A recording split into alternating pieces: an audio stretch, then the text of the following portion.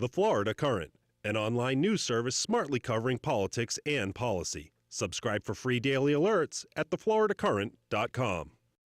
I'm not a scientist. Those 4 words have been defining Rick Scott's stance on climate change lately.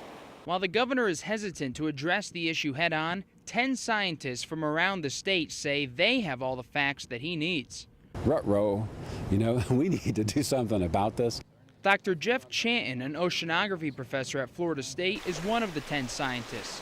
He says there's no doubt humans are causing temperatures to rise. I've been teaching this for 25 years, and I think I can do a pretty good job of getting this idea across to just about anybody. So I think if he would just give us some time and listen, he'd come away with a pretty good idea of why we think this is so important. Dr. Chanton hand-delivered this letter from scientists across the state to the governor's office earlier this week.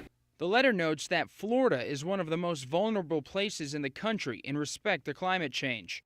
The state also needs to figure out how to reduce carbon emissions from power plants by 38%. A federal mandate asking for the reduction came down in early June. Environmental attorney group Earth Justice is still waiting to hear something on it from the governor's office. The Scott administration have been climate change deniers, and you see that policy reflected in a complete disregard for that issue in every aspect of their policies and their regulations. The state has a 2030 deadline to reach the 38% carbon emission reduction. Reporting in Tallahassee, I'm Matt Gelker.